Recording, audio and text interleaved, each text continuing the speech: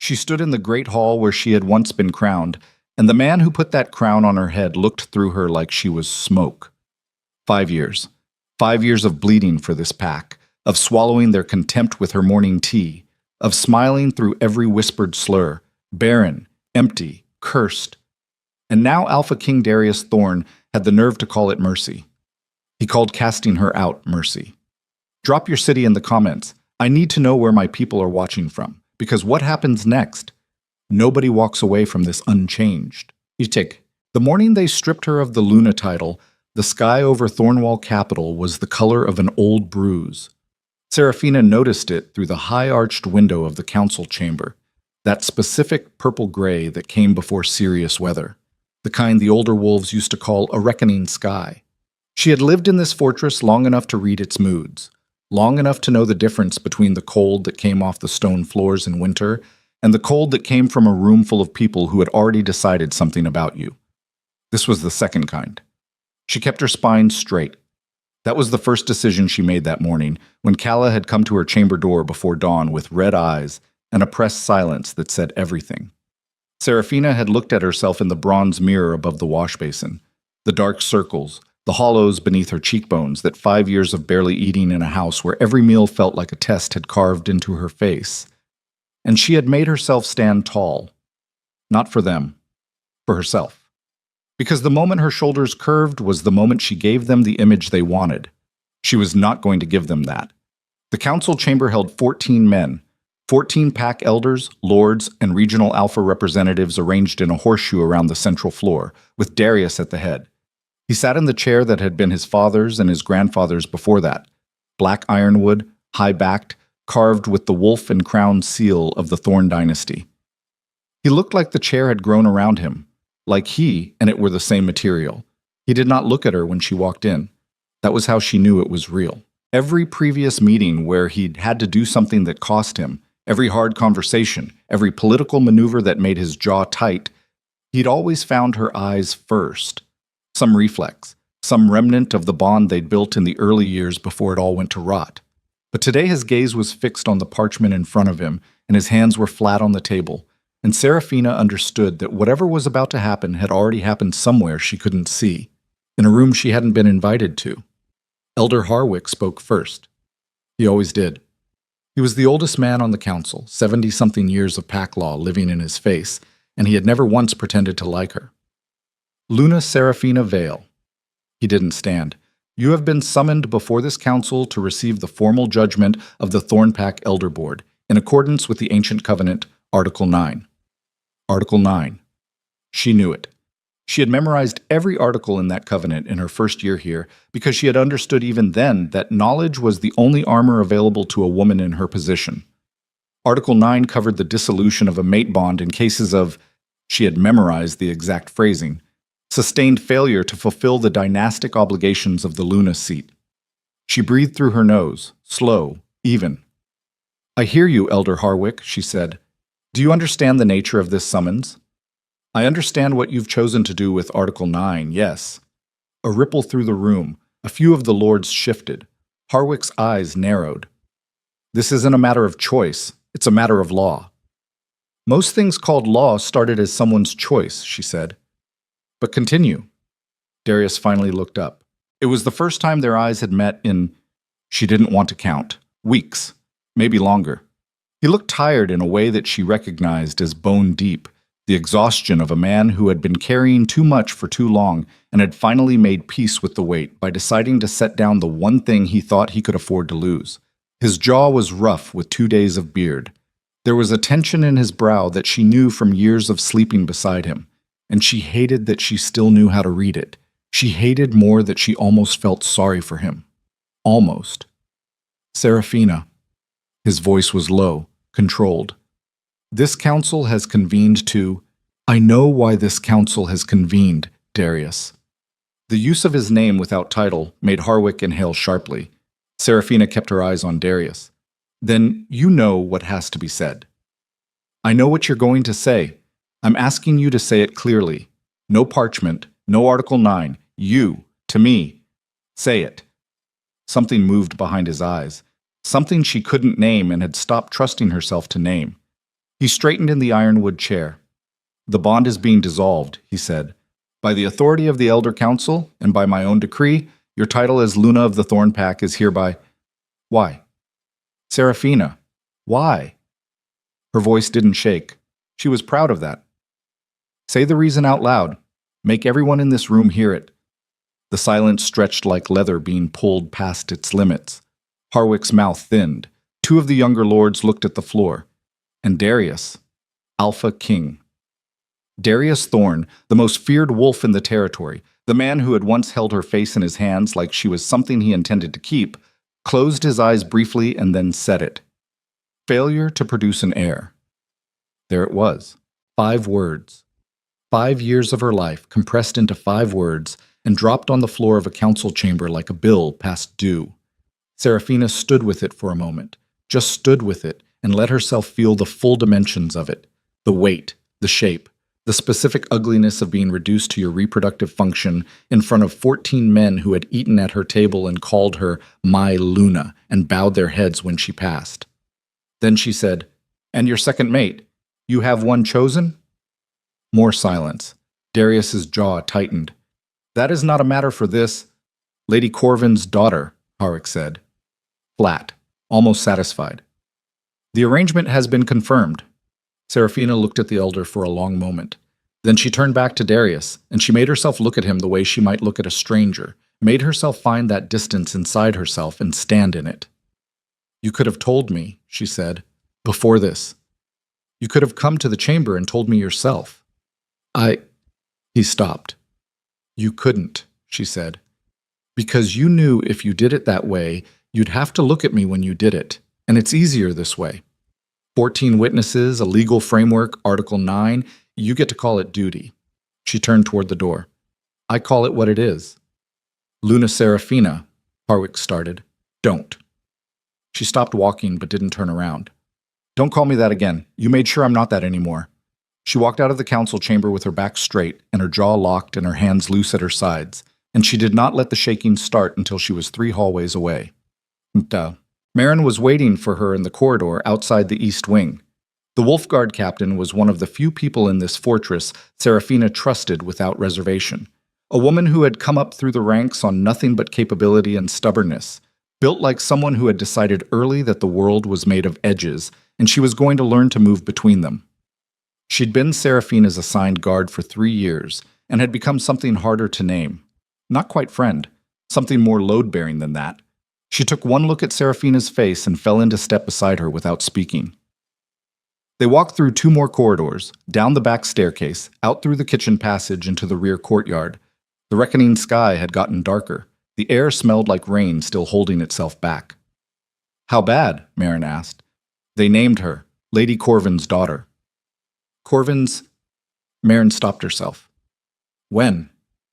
"The arrangement's confirmed, apparently, which means it happened before today, before this council meeting, which means he already chose her before he formally dissolved the bond," Marin said. Not a question. "That would be my reading of the timeline, yes." Marin was quiet for a moment. Seraphina watched a pair of stable hands cross the far end of the courtyard, oblivious, going about the business of an ordinary morning. "What do you need?" Marin asked. It was the right question. Not "are you all right?" because they both knew the answer to that, and saying it out loud served no purpose. Not "what can I do?" which put the labor on Seraphina to generate a list. Just, "what do you need?" Marin had always understood the difference. "I need to get out of this building before I have to see anyone who is in that room," Seraphina said. "And then I need to think. I know a route." They left through the stable passage, crossing into the lower city before the morning crowds built up, and Marin walked slightly ahead and to the left, the position of a guard, which was useful because it meant Seraphina could keep her face angled down and no one paid them particular attention. Just the Luna captain and her charge, moving through the lower market streets. Ordinary. Nothing about this morning was ordinary. Seraphina kept walking. She was aware of a sensation she couldn't quite classify. Not grief, not yet, though she suspected grief was waiting for her somewhere quieter. Something more like the moment after a load-bearing wall comes down. When you look at the space where it was, and understand that everything you thought was held up by it is now held up by something else, or not held up at all, and you don't know yet which. She was also aware of something else, something she had been aware of for, she counted back carefully, 9 days now. Something she had not told anyone. Something that changed the geometry of this morning in a way she hadn't had time to fully reckon with. She pressed her hand briefly to her abdomen, then dropped it. Not here? Not yet. The lower city of Thornwall Capital was a different country from the fortress above it. Narrower streets, lower buildings, the smell of tallow and wet stone, and the smokehouses that ran all winter. The wolves who lived here worked the forges, the trade routes, the fishing wharfs at the river bend. They knew who she was. She had made sure of it, in the early years when she still believed that being known by the people mattered, that a Luna who walked among the pack was something different from a Luna who sat in a tower and received reports. She had walked these streets. She had remembered names. Now they would find out by midday what had been decided. News in a packed city moved faster than weather. She stopped at a small square near the old water gate, where a stone bench ran along the outer wall. Marin posted herself at the corner. Close enough, giving her the space. Serafina sat. She had been managing herself all morning with a precision that took effort, keeping the internal architecture tight, not letting herself process anything until she was somewhere that could hold it. Now she sat in the cold square with the bruise-colored sky pressing down, and she let herself look directly at it. 5 years. She had come to Thornwall at 23, a strong Luna from a mid-tier pack, chosen by Darius because the bond had been real. She had believed that then, and on some stubborn, irrational level, still believed it now. And because her bloodline was clean and her pack had allied territory he needed. She had walked into this fortress as someone who thought love and competence together might be enough. She had learned faster than she'd liked that in a kingdom, those things were necessary but not sufficient. The pressure for an heir had started in the second year. Gentle at first, Elder Harwick's loaded questions at council dinners, the pack healer's too thorough examinations, the way certain lords would look at her midsection when they thought she couldn't see. She had submitted to every healer the council requested. She had undergone every examination, drunk every tonic prescribed. The healers found nothing wrong with her, nothing wrong with Darius either, though that finding had been delivered quietly and never repeated publicly because it was easier, it had always been easier, to locate the failure in the woman. The whisper campaign started in year 3. Barren. The word moved through the fortress like smoke under a door. She would walk into a room and conversations would end with a particular quality of pause that told her what they'd been saying. She had become skilled at reading the grammar of contempt, the way it arranged itself in people's bodies, the specific ways they didn't quite look at you. And Darius. Darius, who had been, in the beginning, in the years before the pressure calcified everything, someone she had built something real with. She had watched him choose the kingdom over her in increments so small she could barely point to any single one. A council meeting he didn't defend her in. A dinner where he'd repeated an elder's veiled criticism and called it feedback. A night she'd woken from a bad dream to find his side of the bed already cold, him at his desk with his papers and his decrees, already somewhere she couldn't follow. She had not let herself be destroyed by any of it. That was the thing she wanted to be clear about. Even if only to herself, even if only sitting on this cold bench in this small square. She had not let it destroy her.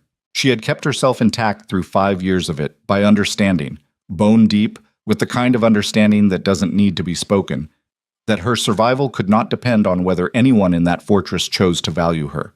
She had to be the source of that herself. She had learned to stand inside her own regard when everything outside it was being used to erode her. It had cost her. Things grown under that kind of pressure develop odd shapes. She had become harder in ways that weren't always useful. She had learned not to need things, which was not the same as not wanting them, but she had not been destroyed. She pressed her hand to her abdomen again, 9 days since she'd been sure. She thought about what she needed to do. But she went back to the fortress once that afternoon. She moved through the back passages, up the servant's stair, to her chamber, still technically hers until the formal transfer, which would come within the week, she knew, because Harwick would want it done before the council lost momentum. She moved efficiently. She did not let herself look at things too long.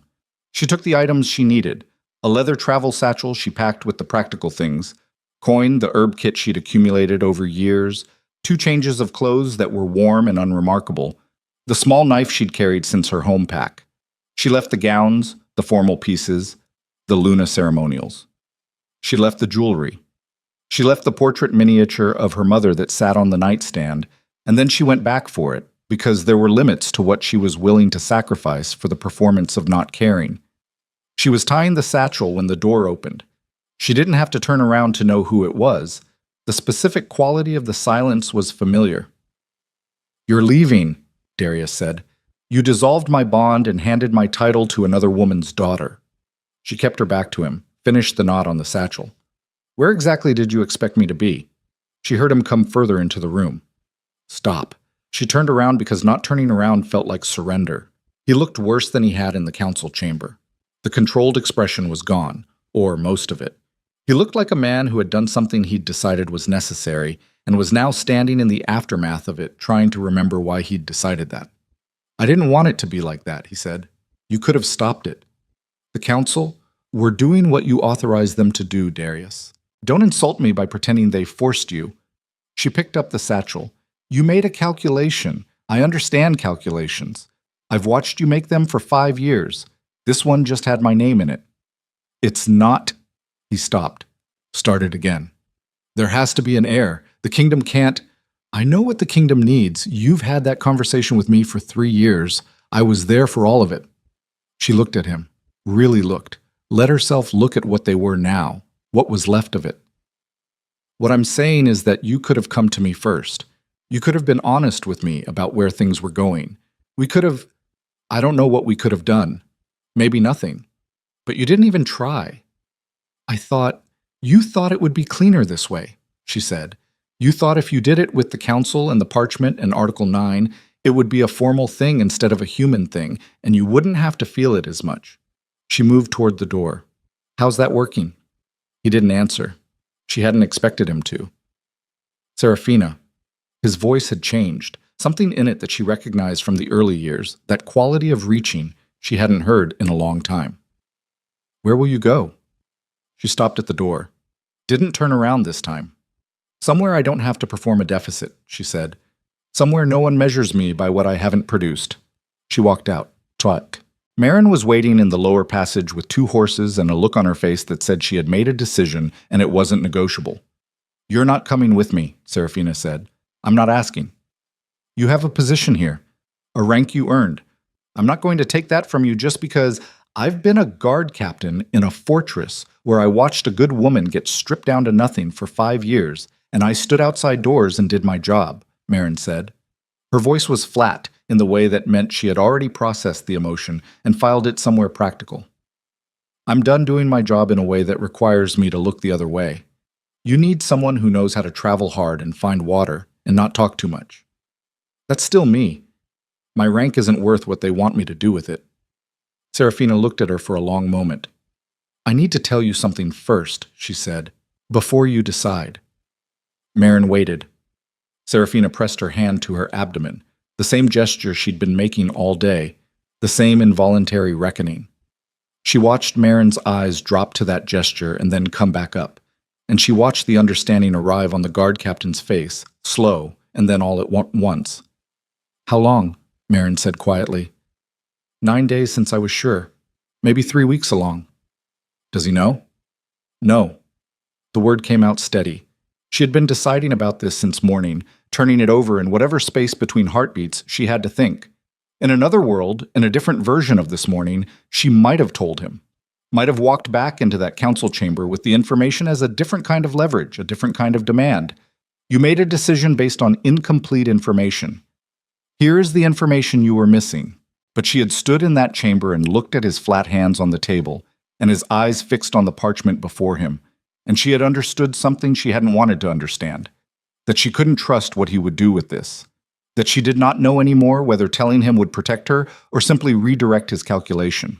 A child changes what a man wants to hold on to, and she was not going to be held on to. She was not going to be kept as something useful rather than left as something unwanted. Both options, she realized, were the same kind of erasure.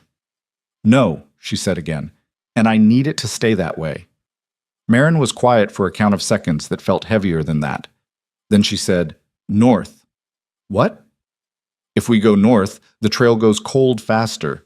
The Northern Territories, the smaller packs up there don't answer to Thornwall the way the Southern holdings do, and it's rough enough that no one goes looking without a real reason. She took the reins of the second horse and held them out. You need rough right now. Rough is good. Serafina took the reins. They rode out through the water gate as the first rain of the reckoning sky finally let go, cold and hard and without ceremony, the kind of rain that didn't care what it fell on. They made the first territorial boundary by nightfall, the stone markers that delineated Thornwall's direct jurisdiction from the contested outer holdings. Serafina crossed it without stopping, without looking back, without ceremony. She had not let herself look back at the fortress at all. She had ridden with her eyes forward and her jaw set and the rain running off the hood of her traveling cloak, and she had made herself think practically. The road conditions, the pace they needed to maintain, the cache of coin in the satchel, and how far it would stretch. She had made herself think about the practical things, because the practical things were all that mattered now. Everything else was a luxury she couldn't afford. The feeling was something she kept circling without landing on. Not grief, still. Not quite. More like the vertigo that comes when something you've been bracing against for a long time is suddenly not there anymore. 5 years of pushing back against the pressure of that place. 5 years of holding herself steady against the current of what they wanted to make her. And now the pressure was gone and she was still moving, still bracing, pushing against nothing. She would have to learn how to stand differently. That would take time. The rain thinned around the second hour of riding. By the third hour, the sky had gone from bruised purple to a flat, exhausted black, and they pulled off the road into a stand of birch trees to rest the horses and eat something cold from the provisions Marin had packed. They didn't light a fire. It was too early for fires, too close to Thornwall's outer patrols. Tell me about the Northern Territories, Serafina said. She needed information. Information was what she could work with. Marin broke hardtack over her knee. Cold. Independent. Lots of small pack settlements. Some of them have been out there so long they've forgotten they were ever connected to any larger kingdom. Thorndrift is the largest settlement in the First Territory. After that, it gets scattered. There are villages that don't even have alpha governance. They run on council systems, elder boards, that kind of thing. The pack's there. Will they know who I am? Maybe the settlement leaders. Common folk, probably not. You don't wear the Luna mark anymore? She said it plainly, not cruelly. Just the fact of it. You're a wolf woman traveling north with a guard. That's unremarkable. Serafina thought about that. The Luna mark, the formal mating mark Darius had placed during their ceremony, the visible bond seal at the curve of her neck, had faded the moment the dissolution was formalized.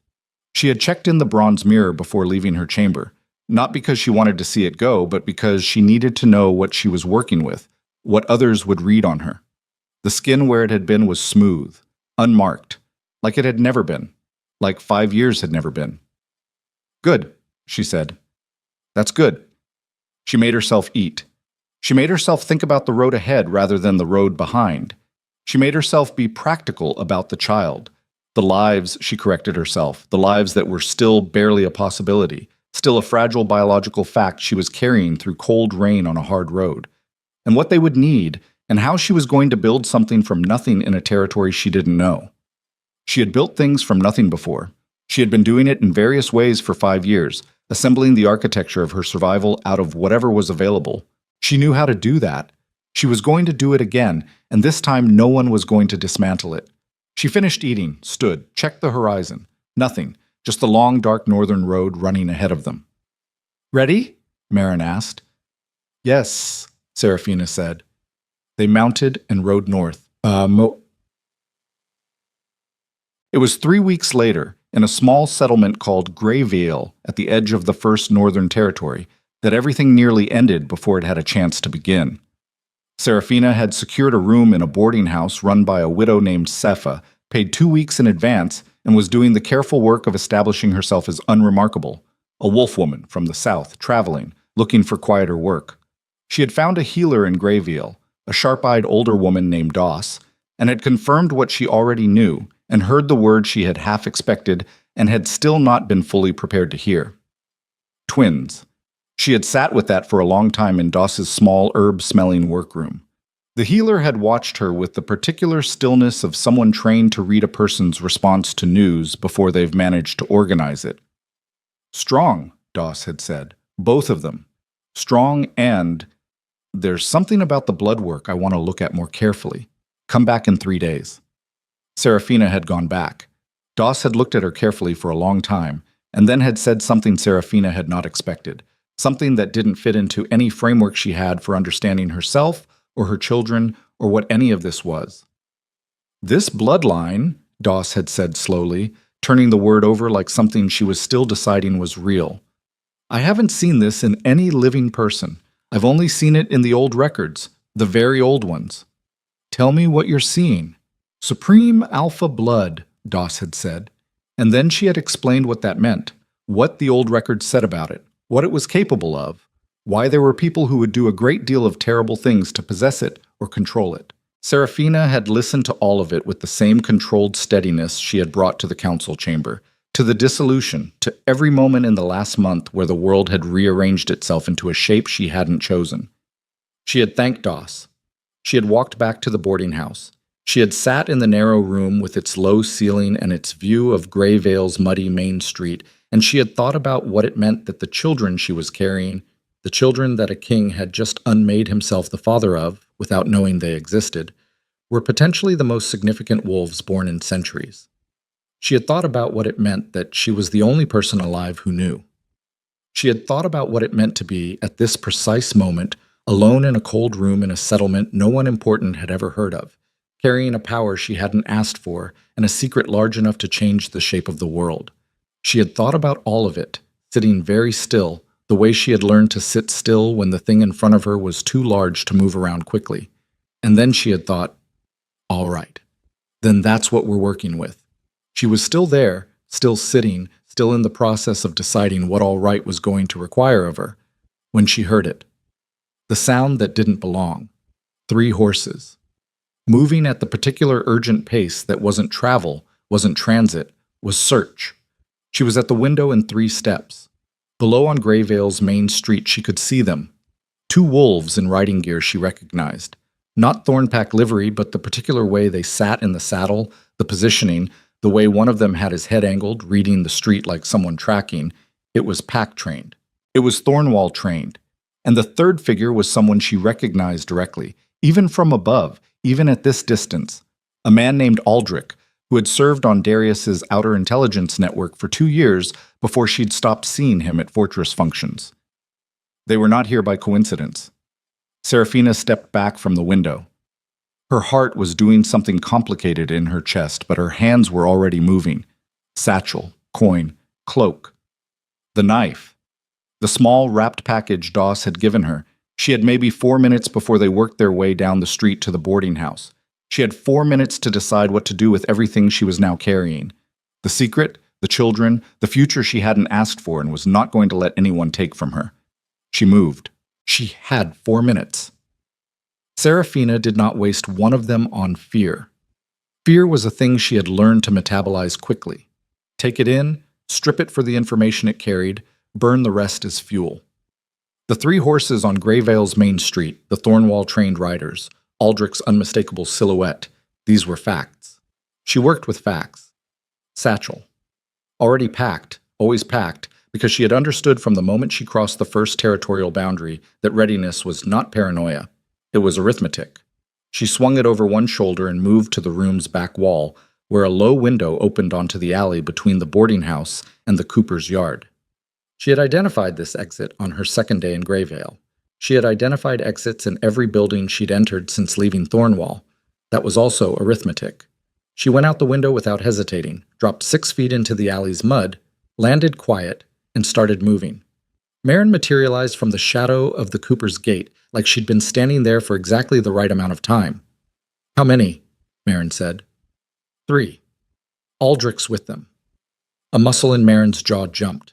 She had known Aldrich, had worked alongside him before his function shifted from visible to invisible in Darius's operation. She understood what his presence meant better than Serafina did.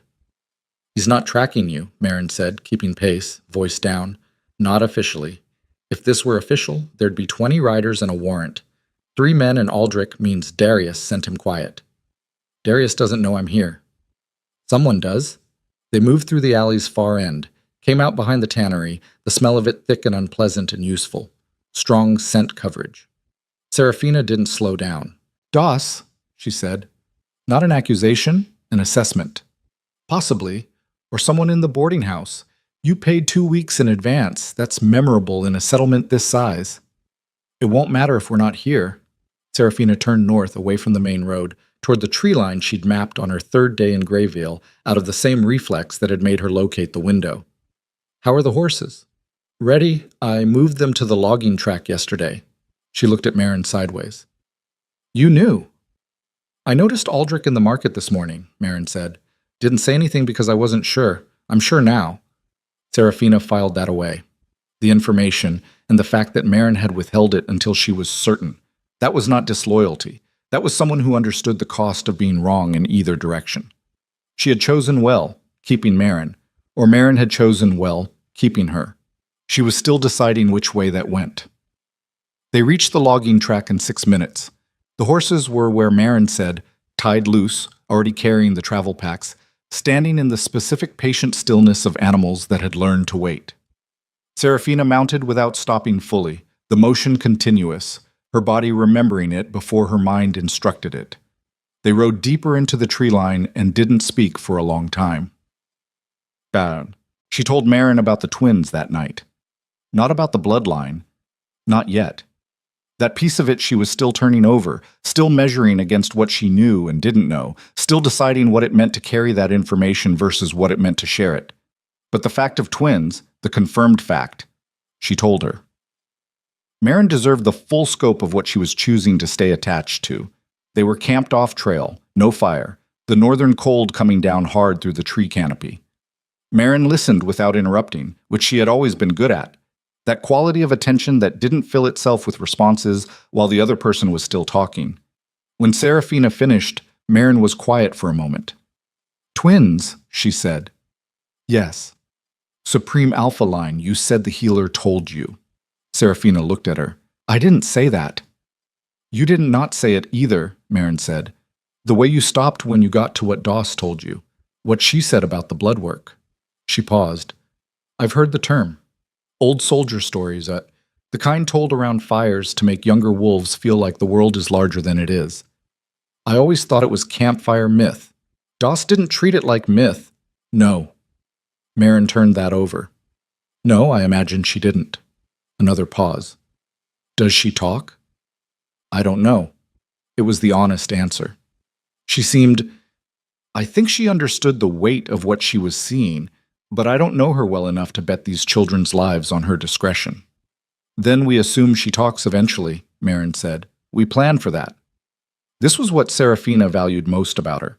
Not the physical capability, not the tactical knowledge, though she valued those too. The ability to take a frightening fact and immediately orient toward what it required rather than spending time being frightened by it.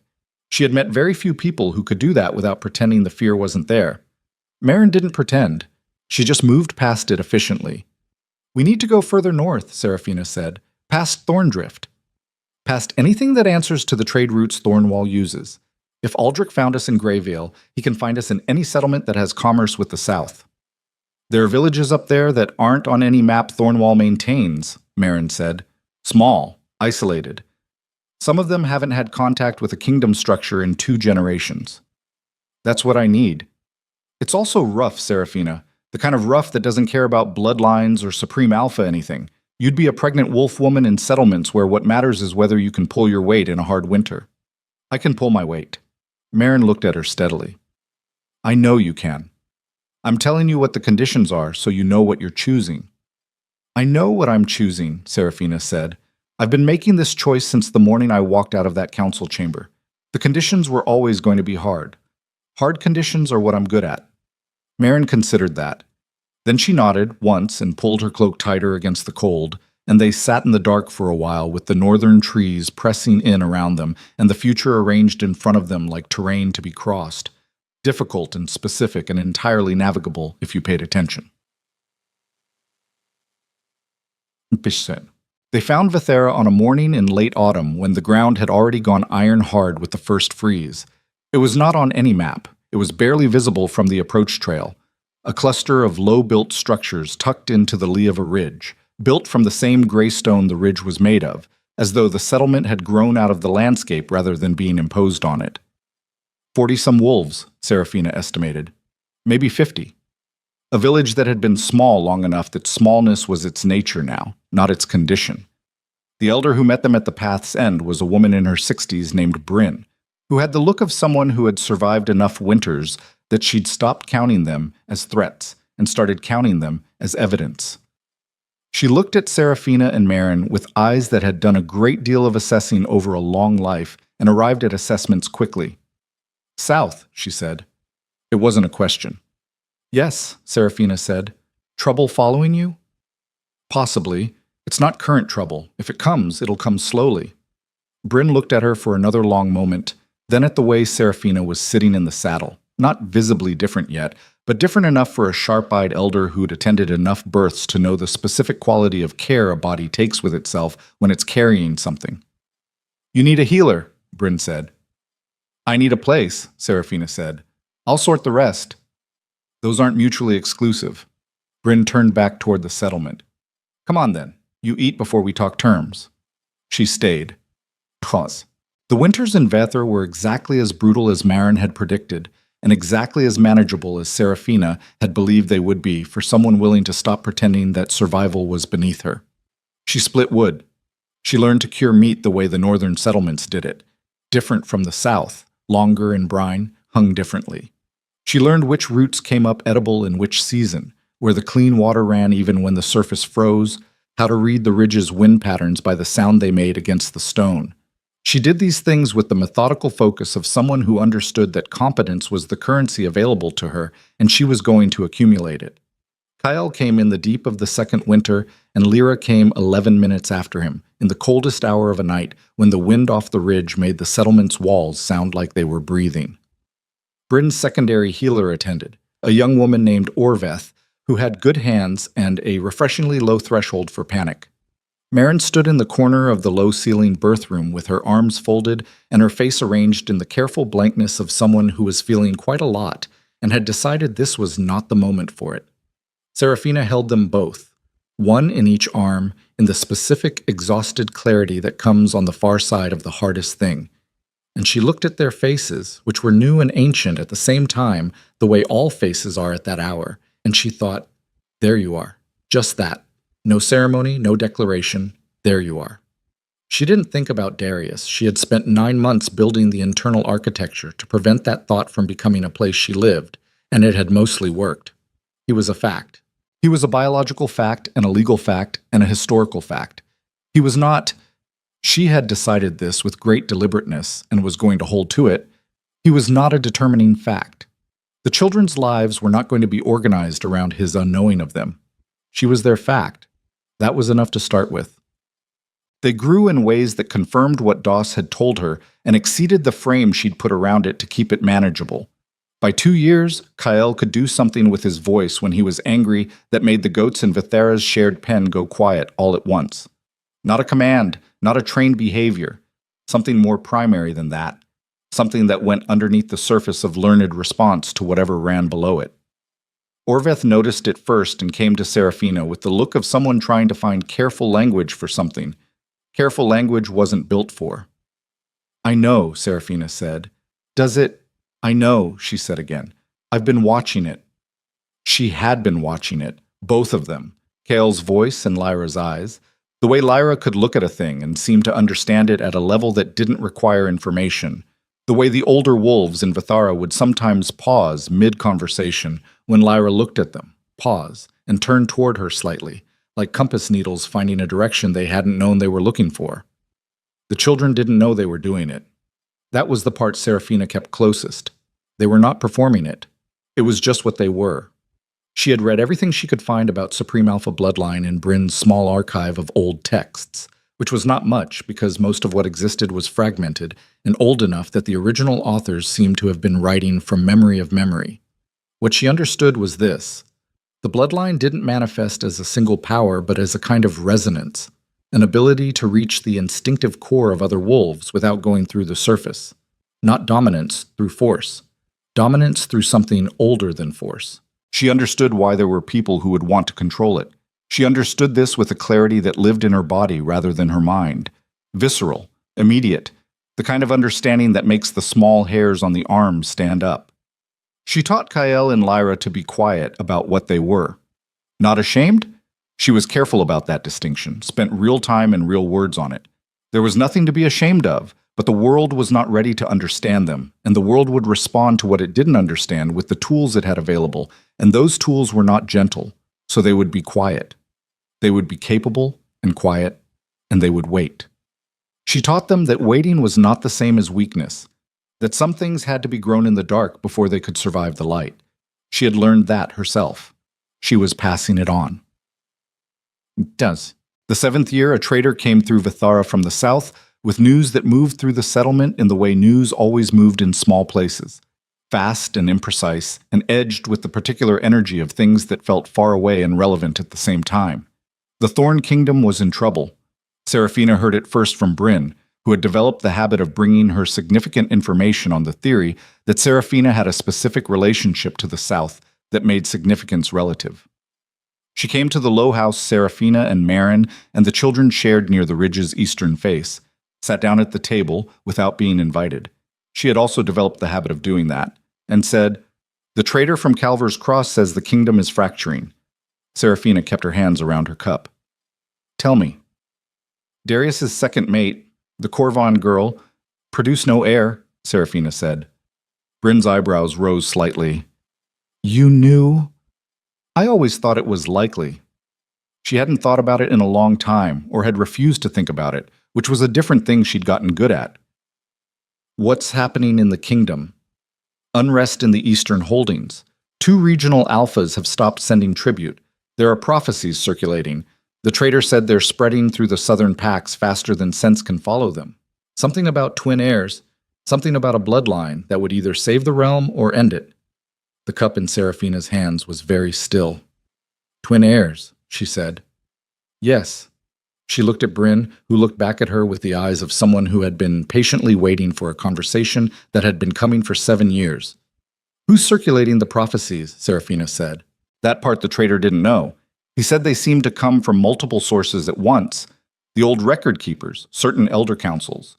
As though something that had been in the text for a long time had suddenly become relevant and people were noticing it all at the same time. Seraphina set down the cup. Outside the low house's single window, she could hear Kael and Lyra's voices. They were in the yard, working through the afternoon exercises she set them. The discipline that kept them contained and capable in equal measure. Their voices had changed in the last year. Kael's settling into something that carried. Lyra's getting quieter in a way that wasn't timidity, was its opposite. The quiet of someone who didn't need volume, because what she projected moved along a different channel entirely. 7 years old, and the prophecies were already finding them. "Something's coming," Bryn said. Not alarm. Statement. "Yes, Seraphina said. "I've been preparing for it." "Is the preparation done?" She thought about Kael's voice and Lyra's eyes. She thought about what she'd built here in 7 years of cold winters and split wood and careful teaching. Not a refuge. She had never let herself think of Vithara as a refuge, because refuges made you soft toward the thing you were hiding from. She had built a foundation, a place to grow in from. That was different. "Not yet," she said, "but close." She was still looking out the window. Kael had said something that made Lyra laugh, the specific sharp laugh she had when something caught her genuinely off guard, and it moved through Seraphina the way their sounds always did, deep and load-bearing and warm in a way that nothing else in her life had quite prepared her for.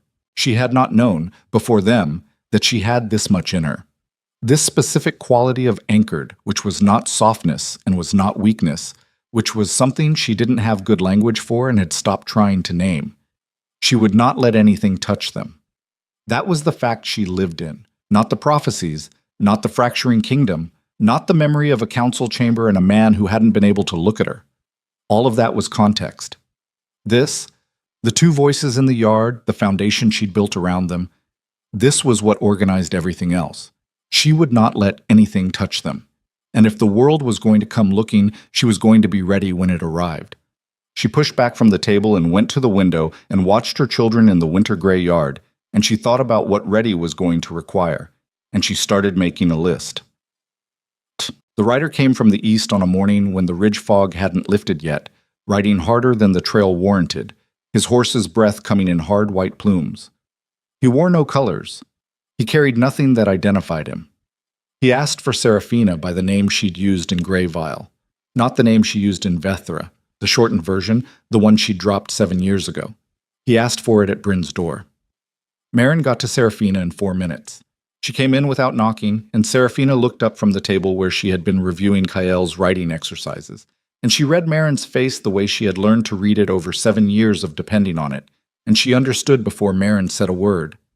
"How many riders this time?" she said. "One. But he's not Aldrich." "Who is he?" Marin set a small folded square of paper on the table between them. Seraphina looked at it without touching it. The seal on the outside was broken.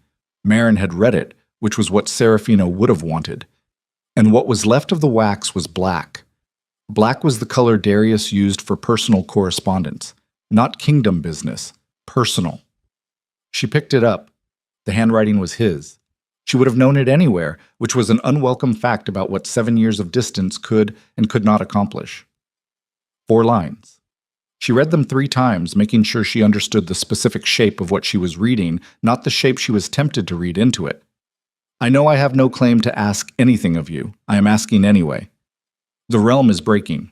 There are people moving against it who will not stop at the kingdom's borders.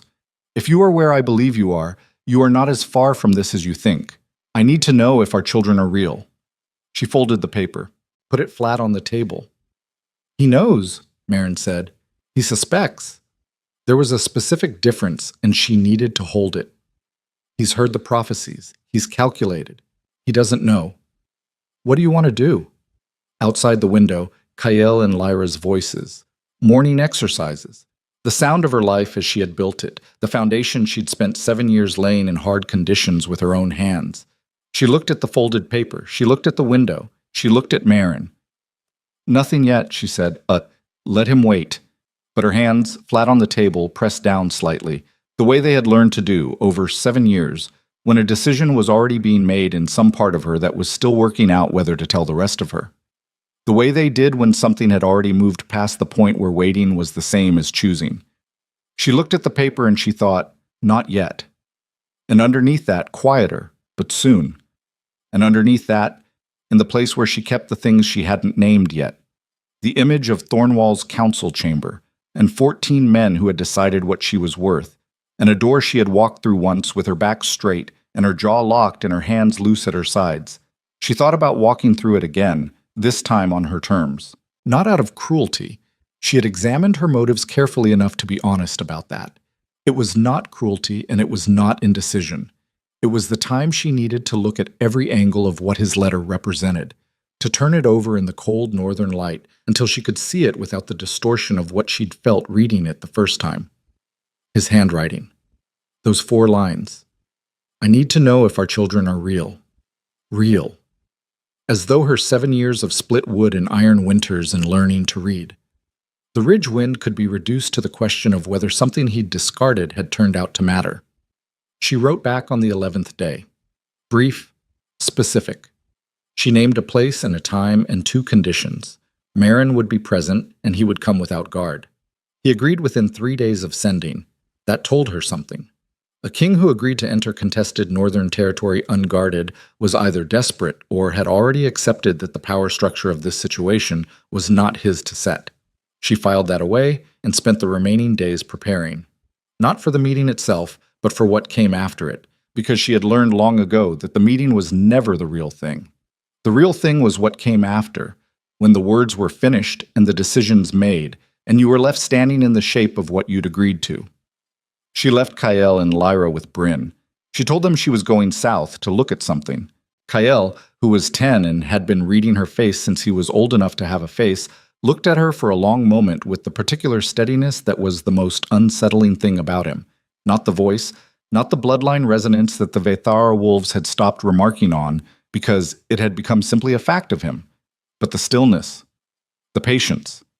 He had her patience, and it sat on him like inherited bone structure. "How long?" he said. "A week." Maybe less. Is it about the kingdom? She didn't insult him with deflection. He was 10 and he had been reading ancient bloodline texts since he was 7, and he understood more about the world he'd been born into than any 10-year-old should have needed to. Yes. He nodded. Lyra was quieter about it. She said nothing, just held Serafina's hand for a moment longer than usual when they said goodbye, and that silence communicated everything Lyra's silences always communicated, which was that she already understood what was coming and had decided to let her mother discover it in her own time. Serafina carried that handhold with her through 2 days of riding south. Not that. She chose Calver's Cross for the meeting, a border town large enough to be anonymous, small enough that a man arriving without retinue wouldn't be remarkable. She arrived a day early, found the inn, identified the exits, arranged herself. Darius arrived at mid-morning on the agreed day. Alone, as promised. He was heavier than she remembered. Not fat. Wolves didn't go to fat, but carrying more weight in his frame, the way men did when a decade of governing caught up with their bodies. He had gray at his temples that hadn't been there before. He moved through the inn's common room with the practiced neutrality of someone who had learned to suppress the instinct to own the spaces he walked into, and she watched him do it and understood that it had cost him real effort. He sat down across from her. Marin stood at the room's far corner, close enough and not. For a moment, nobody said anything. She let it run. Let the silence have its full weight, because she had nothing to prove by filling it, and she wanted to see how long he could hold it. "You look well," he said finally. "Don't," she said. He closed his mouth, nodded. That was different too. The old Darius had a defense reflex for social discomfort, would talk his way through awkwardness like language was a tool for evading the thing underneath it. This one seemed to have burned that habit out of himself, or had it burned out for him. "The letter was honest," he said. "Everything in it. I know the realm is fracturing. I've had news from traders for 2 years. Then you know about the eastern holdouts. Aldrich Nevin and Lord Corveth's combined pressure on the border territories, yes. I know." She watched his face react to the names, a slight tightening around the eyes. "Did you think I'd spent 7 years uninformed?" "No," he said. "I didn't think that." "Then ask what you came to ask." He looked at her. Really looked, with the same quality of attention he'd once given her in the early years, the kind that didn't manage itself. "The prophecies that are moving through the packs, twin heirs, supreme alpha bloodline, they're not from nowhere, Serafina. Someone seeded them, and they match." "Don't say it in here," she said quietly. He stopped, recalibrated. "I need to know," he said. Lower. She looked at him for a long time. She thought about the 11 days she'd spent deciding. She thought about what she'd built in Vithara and what she was being asked to connect it to. "They're real," she said. "And they're mine. Whatever else they are, whatever the bloodline says about them, they are mine. That's the first thing you agree to understand before we talk about anything else." Something moved through him. She watched it cross his face and didn't let herself interpret it as anything more than information. "I understand." "You don't yet, but you will." She told him what she had decided to tell him. Not everything. She kept the full scope of what Doss had seen and what 7 years of watching had confirmed as her own architecture to manage. She told him enough to establish that the prophecies were grounded in something real, that the children existed and were extraordinary, and that any conversation about what to do with that truth was going to happen on her terms, at her pace, in a sequence she controlled. He listened. He did not interrupt. When she finished, he was quiet for long enough that she respected it. "What do you want?" he said. "From you right now? Nothing. I wanted to have this conversation before circumstances forced it, before someone else moved first and we were reacting instead of choosing." She stood. "I'll be in contact when I decide it's time." "Serafina." He said it the same way he had at the chamber door 7 years ago, and she felt the echo of it the way you feel old breaks in cold weather, present, specific, informative. "I'm sorry. I know that's worth nothing. I know it doesn't. It's worth something," she said, because honesty required it. "It's just not worth enough to change what I need to do. Those are different things." She left. Marin fell into step beside her without needing a signal. "Bus up." She made it 4 miles north of Calver's Cross when they heard the horses. Not behind them. Ahead. from the tree line that flanked the northern road, where no horses should have been at this hour on this path. Marin's hand went to her blade before the sound fully registered as wrong, and Serafina felt the specific cold that was not weather move across the back of her neck. 6 riders came out of the trees, positioned, not random, not travelers startled by their approach. They had been waiting. They came out of the trees in a deliberate spread that covered both sides of the road and the center, and they wore no colors either, which was its own color. Serafina did not run. Running told you how afraid you were, and it gave that information to people who were trying to measure you. She stopped her horse and looked at the rider who had positioned himself at the center of the formation, which was where the authority lived, and she waited. The rider pulled off his hood. He was a man she had never seen before. Large, mid-40s, with the particular physical competence of someone who had spent decades being dangerous. He had a scar that ran from his left ear to the corner of his mouth, the old kind that had healed badly because whoever had given it to him hadn't been interested in his recovery. "Luna Serafina Vale," he said. "Former," she said. "I'm told that was formalized. Old titles have long memories." He studied her with the specific quality of attention that was less about her and more about what she was worth. "We know about the children." Marin moved slightly to her left. Serafina kept her eyes on the scarred man. "Who is we?" she said. "People who have an interest in the bloodline's future.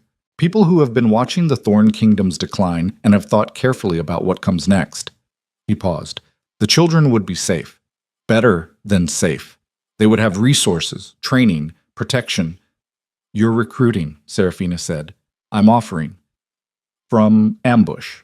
A slight smile. Not warm, the functional kind.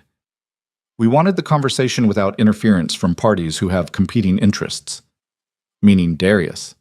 Meaning anyone with a pre-existing claim on the bloodline. She looked at the 6 riders. She assessed them with the particular speed she had developed over a decade of needing to assess things quickly and accurately because wrong assessments had costs she couldn't afford. They were capable, organized. This was not opportunistic. Someone had known she was in Calver's Cross, had known when she would leave and which road she'd take. Someone had told them. She thought about who had known. Bryn. Marin. The writer who'd delivered Darius's letter, who would have reported back that contact had been established.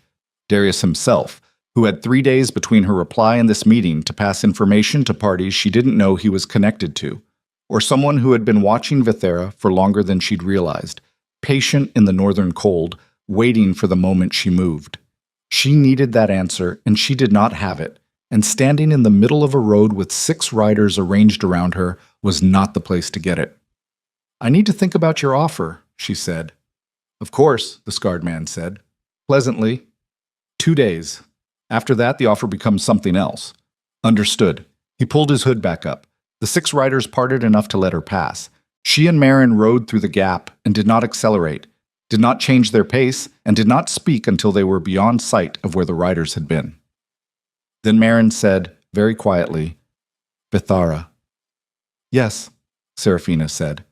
They rode hard the rest of the way back. They found the village intact. That was the first thing she confirmed, riding in on horses that had been pushed to their limit, coming in from the east approach at a pace that brought 3 of Vithara's border wolves out to meet them with hands on weapons. Everyone present. "No strangers in the settlement's perimeter in the last week," the border wolves said. "Nothing unusual." Serafina went straight to Bryn's house. The children were there. At the table with a writing exercise Kael had clearly finished first, and Lyra had clearly redone twice to make sure it was better. The specific competitive dynamic they'd had since they could hold charcoal. She stood in the doorway and looked at them for a moment before they heard her. This was something she had done since they were small, stolen these seconds of watching them not know they were being watched, collecting the specific texture of their ordinariness alongside everything that was not ordinary about them. Both things were real. Both things were hers. Kael looked up first, took one look at her face. "What happened?" "We've been found," she said. "Not here, but they know enough." Lyra closed her writing exercise. She was looking at Serafina with those eyes that didn't require information, that seemed to draw their conclusions from a level below the information, from whatever it was she reached that other wolves didn't know they were broadcasting. Someone told them. Yes, I don't know who yet, but you know it wasn't Marin, Lyra said. Yes. And it wasn't the elder. Serafina paused. How do you know it wasn't Bryn? Because I asked her what she would do if someone offered her enough coin to tell them where we were, Lyra said. 6 months ago. She said she'd take the coin and then she'd come tell you. A pause. I believed her. Serafina looked at her daughter for a long moment. 10 years old. The casually devastating competence of 10 years old combined with whatever the bloodline made of it. When did you start doing that? She said. Testing people. When I understood that the people around us were a defense line, Lyra said, and that defense lines have weak points. This was what she had made them, what the northern winters and the careful education and the foundation she'd built had made them. She looked at Kyle, who had been following this exchange with the patience that was his particular gift, and she saw in his face that he had drawn the same conclusions Lyra had, and had been holding them in reserve, waiting for the right moment to produce them. She sat down at the table. Tell me everything you've both been tracking that you haven't told me, she said. All of it. They told her. It took an hour. When they were done, she had a picture that was more complete and more alarming than anything she'd assembled on her own, because they had been watching angles she hadn't thought to watch, gathering information from the Vethara wolves in the specific, unguarded way people gave information to children they'd watched grow up, without the defensive editing adults applied to each other. The convergence of what they'd gathered and what had happened on the Calver's Cross Road told her that the timetable had just collapsed. Whatever she'd been planning to take a year to build was going to have to be built in weeks. The world had moved, and she had to move with it, or be defined by the moving. She looked at her children across the table. She thought about what she had told them for 10 years about patience and waiting and growing things in the dark before bringing them into the light. She thought about the scarred man on the road, 2 days before the offer becomes something else. She thought about the fracturing kingdom and the prophecies seeding themselves through the southern packs, and Darius arriving unguarded at a border town inn because he was desperate enough to do it. She thought about a gathering that had been on Marin's intelligence for the last 3 months, a summit of regional alphas, scheduled for 1 month from now at the Thornwall Capital's neutral meeting hall. Every significant alpha in the territory would be present. The largest concentration of pack authority in one location that she was likely to see in the next decade, a public stage. She had spent 10 years building children who were extraordinary and keeping them hidden. She had spent 10 years being defined by the space she occupied in other people's absence, the former Luna, the exiled woman, the barren one who had quietly ceased to matter. She looked at Kyle. She looked at Lyra. She understood what she was about to choose. She understood it with the full weight of it, what she was going to ask of them, what she was going to expose them to, what she was going to require of herself to walk back into that kingdom and stand in it like she had the right to be there. She had the right. She had always had the right. The question had only ever been whether she was ready to collect on it. We're going south, she said. All of us. Next week. Neither of them flinched. Cale straightened slightly in his chair, the way he did when something settled into place for him. Lyra's eyes went to the window, south-facing, toward the ridge that blocked the view of everything beyond Vethara, and stayed there for a moment. Then she looked back at her mother. Good, Lyra said. Just that. Good. As though they had been waiting for her to catch up to what they'd already understood. Serafina would have laughed if the thing sitting in her chest had left room for it. Checked. She left Vethara on a gray morning with her children on either side of her and Marin one length behind, and she did not look back at the settlement that had held them for 10 years. Looking back was a way of asking whether you'd made the right choice, and she had stopped asking that question. She had made the choice. That was what it was now. She rode south, and she thought about the Alpha Summit, the hall, the stage, the 14 kinds of power arranged in a horseshoe, and she thought about Kyle's voice and Lyra's eyes, and the specific thing they were capable of that no amount of preparation by anyone who didn't already know could account for. She thought, let them see. She had spent 10 years protecting her children from the world. She was going to spend the next phase letting the world understand what she had built. But somewhere between Vethara's tree line and the first Southern Territorial marker, something that had been pulling at the edge of her awareness since Calver's Cross sharpened into something she couldn't put aside. The scarred man had known her name, her route, her timing. The only people who had known all three were Marin, Bryn, and Darius. She had already cleared Marin. She had heard Lyra's reasoning about Bryn and found it sound, which left a man she had met in a border town inn who had agreed too quickly, too completely, to conditions she'd set specifically to measure his desperation against his control. What if the desperation had been performed? What if Darius's letter had not been a man reaching out in genuine crisis, but a hand moving a piece across a board she hadn't known she was sitting at? She rode south with that thought, and she could not find a way to disprove it. And by the time they crossed into the first contested territory, she had accepted that she was walking back into the world that had unmade her without knowing yet whether the man she was walking toward was an ally or the architect of the trap she was stepping into. She kept riding, because stopping was no longer a choice she had available.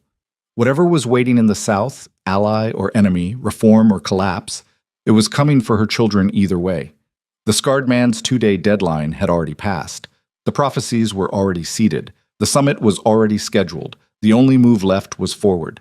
And forward she had always been good at. They rode into Thornwall Capital on a morning that smelled like rain that hadn't decided yet. Seraphina had timed it deliberately.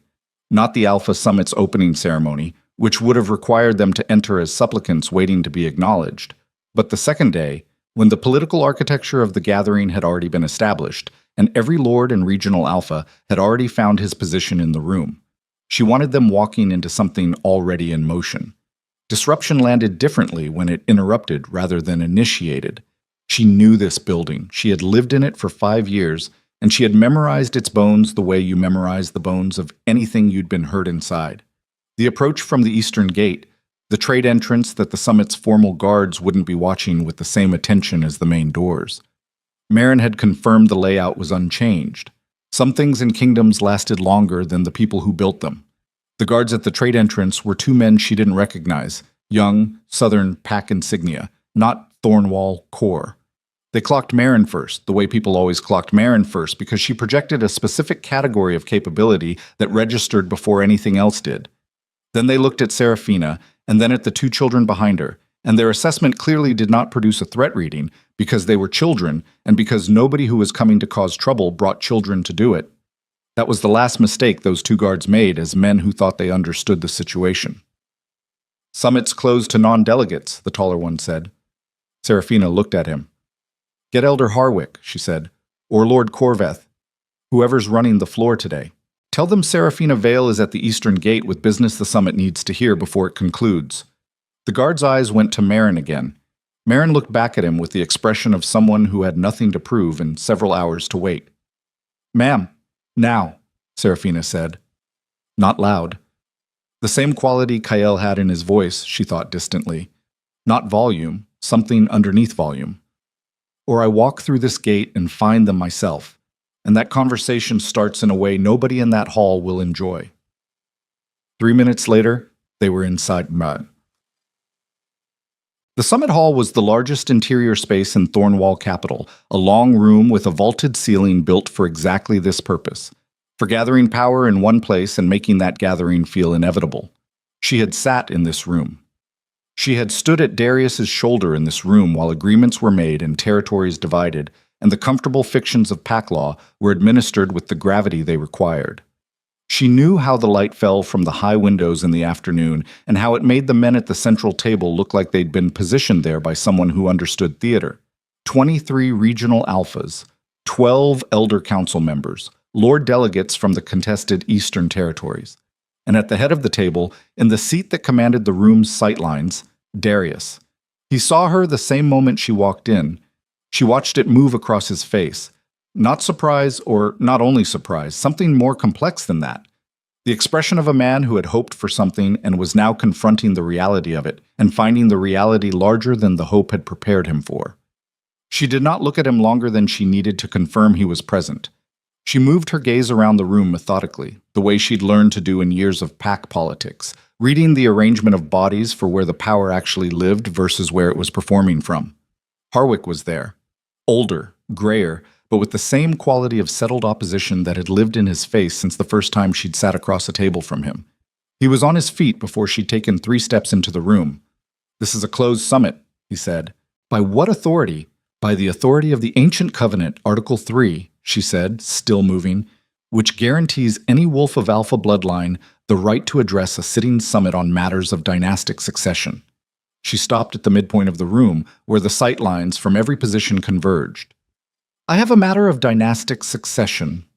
The room was very quiet. She looked at Darius. He was watching her with his hands flat on the table. The same gesture she had noticed in the council chamber 11 years ago, and she understood now that it was what he did when he was managing himself, when the control required physical anchoring. Serafina, he said, low, careful. Alpha King. Formal. The title returned to him cleanly, without irony. She had decided on that she would not perform contempt. Contempt was a kind of engagement, and she was not here to engage with the past. This is highly irregular, Lord Corveth said from the Eastern Bloc seats. He was a heavy-set man with the specific confidence of someone who had spent years being the most dangerous thing in every room he entered and had not yet had occasion to revise that assessment. Whatever personal matter you believe you have with the crown, this is not the venue. It's exactly the venue, Serafina said. She turned to face the room fully, the way she had learned to do in the years before everything fell apart. Not performing, just occupying the space completely. Because what I'm bringing before this summit affects every bloodline represented here, every territorial claim, every succession question currently fracturing this kingdom. She paused. I have heirs. The silence after that was a different quality than the silence before it, denser. I have heirs, she said again, and I'm going to show you what that means. She looked back at the door. Marin moved. Kael and Lyra walked in. She had talked to them about this the night before, in the cold room of the border inn where they'd stopped. She had been honest about what the room would contain and what it would do when it saw them, and she had told them they did not have to perform anything. They needed only to be present and be themselves, because what they were was sufficient, more than sufficient.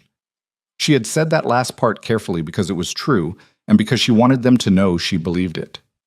Kyle had listened with his usual stillness. Lyra had asked one question. Will Darius be there? Yes. Does he know about us? He knows you exist. He doesn't know what you are. Lyra had thought about that for a moment. Will it hurt him? Serafina had looked at her daughter across the dim room and thought about the specific quality of that question. Not whether it should hurt him, not whether he deserved it, but whether it would. The empirical concern of someone who had learned to track consequences rather than moralize about them. Yes, she had said honestly. Probably. Good, Lyra had said. And then, before Serafina could decide how to respond to that, not because I want him to hurt, because people who don't feel the consequence of what they've done don't change. He needs to feel it to become something worth what comes next. 10 years old. Now Kael and Lyra walked into the summit hall, and the room's attention moved toward them with the involuntary quality of iron, moving toward a source it can't identify, but feels in the specific way the body knows things before the mind catches up. 23 regional alphas, 12 elder council members, wolves who had spent their lives at the apex of every hierarchy they'd inhabited, and every one of them adjusted their posture without knowing they were doing it. It was not theatrical. That was the thing.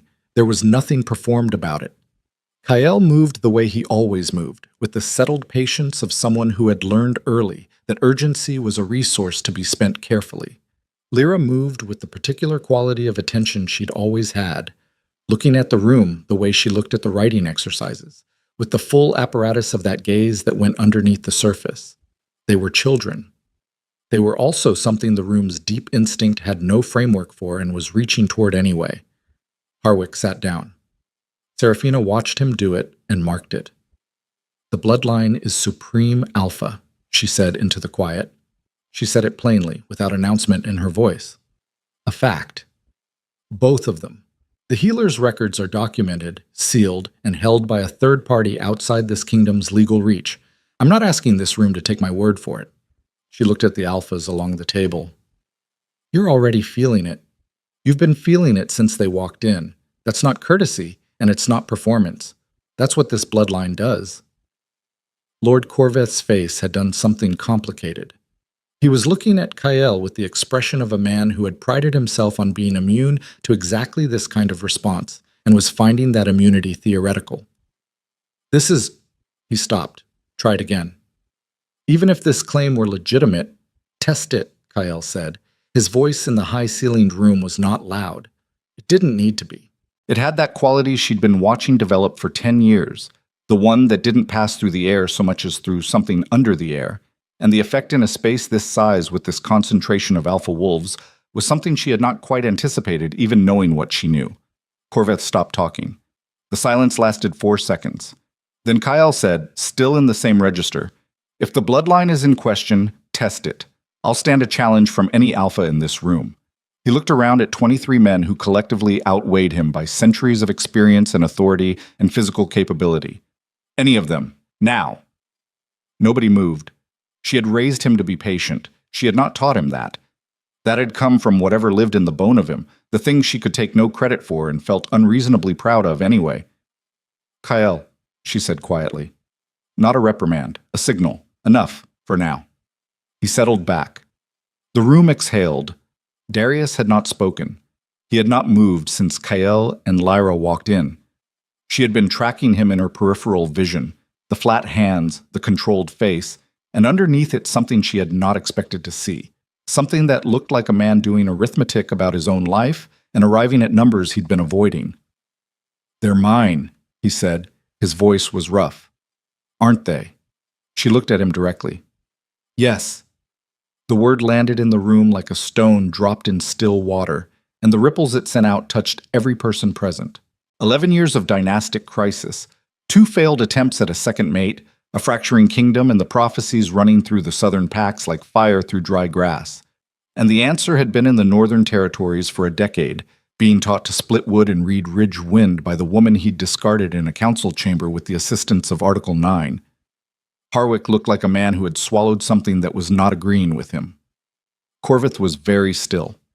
Several of the regional alphas were looking at each other with the expression of people rapidly revising their understanding of the last 11 years' political landscape. She was watching all of it, tracking everything. This was the room she had built toward for a decade, and she was not going to waste it by only being present for the part she'd planned. She opened her mouth to speak, to move the conversation toward what she'd come here to demand, the structural reforms, the council rebuilding, the terms she'd spent the last weeks assembling into something she could put before 23 alphas and call it non-negotiable. Then the east wall of the hall exploded inward. Pause. She had half a second of complete sensory chaos. Stone dust, the specific pressure of a near impact, the sound of something that was not a weapon she recognized, doing things to the wall that walls were not supposed to absorb. Then Marin had her by the arm and was moving, and her instinct had Kael and Lyra's positions locked before her eyes confirmed them. The dust cleared enough to show her 12 armed wolves coming through the breach, and behind them, standing in the gap where Thornwall's wall had been, the scarred man from the Calver's Cross Road.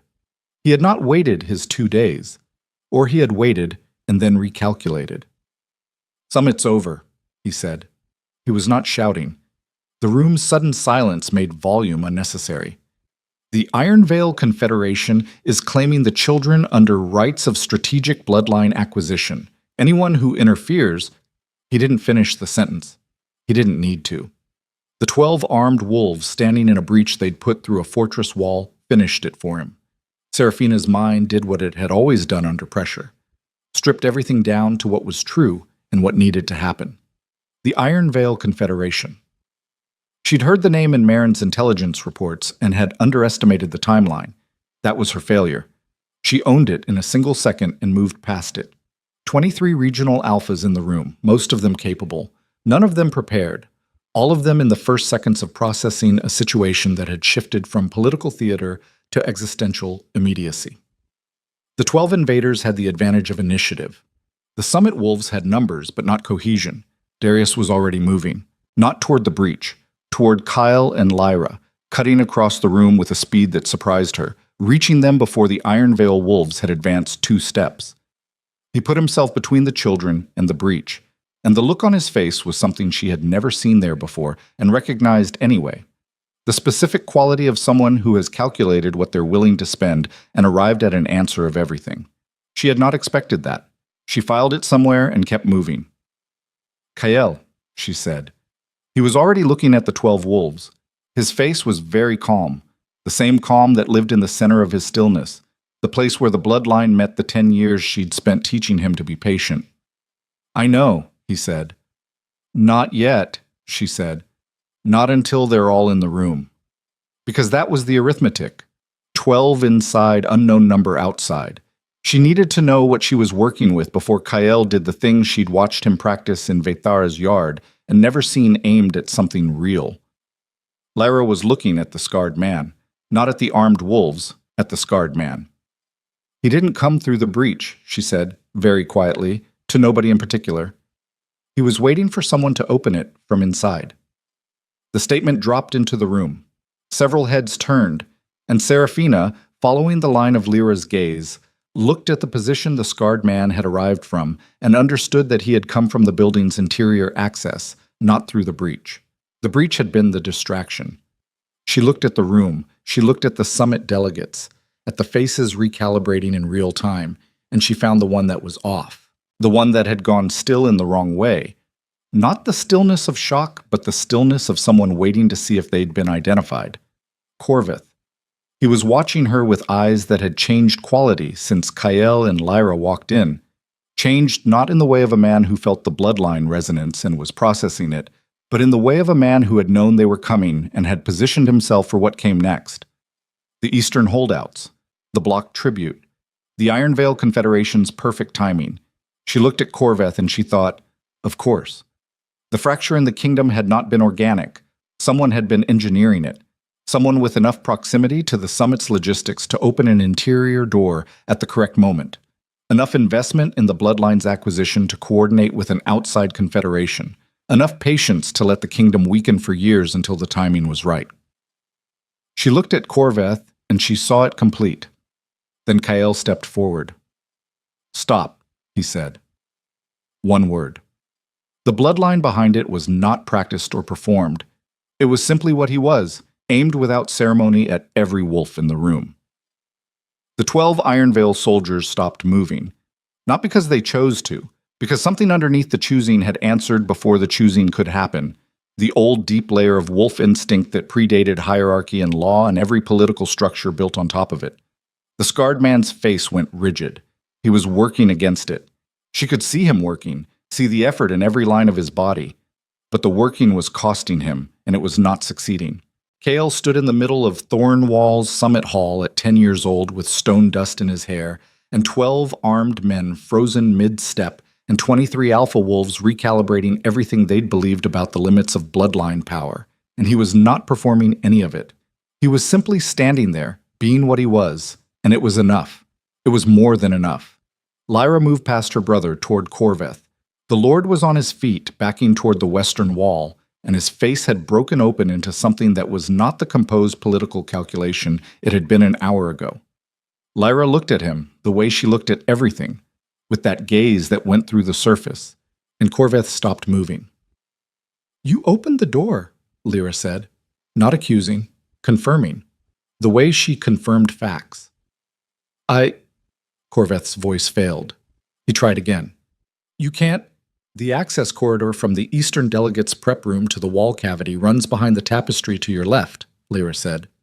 "You've been in this building 3 times this year. The breach point is directly behind where you were seated." She paused. "How much did the Confederation pay you?" The room was completely still. Corveth looked around it. At 23 alphas, at Darius still standing between the frozen Iron Veil soldiers and the children he'd been too late to protect once, and was not going to be too late to protect now. At Harwick, whose face had gone the specific color of a man watching his comfortable world rearrange itself into something he didn't recognize. And something in Corveth collapsed. Not physically. The thing underneath the performance.